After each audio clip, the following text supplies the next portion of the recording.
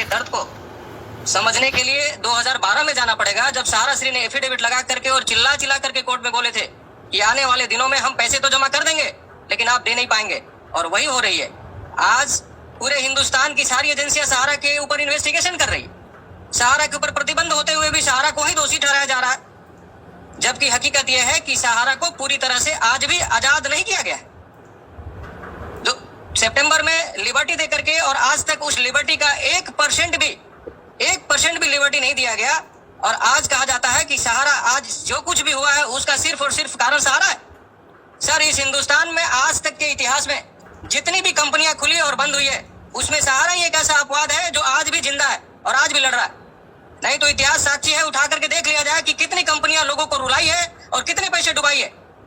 आज सहारा छाती तान करके खड़ी है कि हम लोगों का भुगतान देंगे, इसलिए ऑफिस खोल करके बैठी है।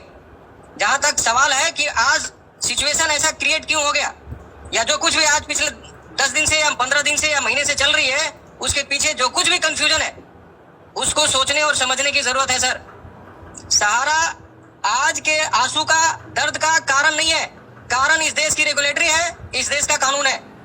मैं आपसे पूछना चाहता हूं कि जब सहारा की मैटर सुप्रीम कोर्ट देख रही है तो ED, income tax, serious fraud investigation, economics offence wing, देश की जितने भी एजेंसियां हैं इन्वेस्टिगेट कैसे कर सकती है?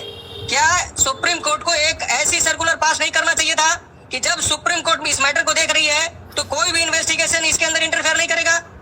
क्या सहारा इतनी बड़ी चोर है? क्या सहारा ने इतना बड़ा स्कैम कर दिया है कि सारी इन्वेस्टिगेशन आज की डेट में भी उसी को इन्वेस्टिगेट करेगी? क्या इस देश में और दूसरी कोई कंपनियां नहीं है सहारा के अलावा जिसके ऊपर इन्वेस्टिगेट होनी चाहिए? तो सिर्फ सवाल सहारा के ऊपर खड़ा किया गया है। और क्योंकि सर, हमने सुना है कि जो है नाम वाला वही बदनाम है, तो सहारा बहुत नाम वाला हो गया था इसलिए बदनाम भी हुआ है। लेकिन हकीकत एक न एक दिन सामने आती है और आएगी। जहां तक प्रश्न रहा मेरा सवाल, जहां तक सवाल यह है कि आप सहारा की मैनेजमेंट को नहीं जानते या सहारा की मैनेजमेंट क्या करती है?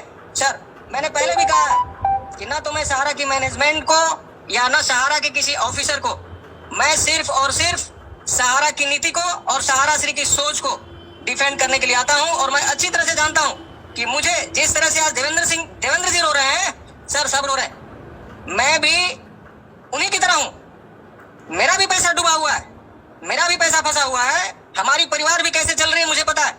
लेकिन सहारा श्री ने जो किया इस देश के लिए, हम उनके लिए, उनको डिफेंड करने के लिए और उस देशभक्त को डिफेंड करने के लिए आते हैं जो इस देश का सच्चा सपूत था।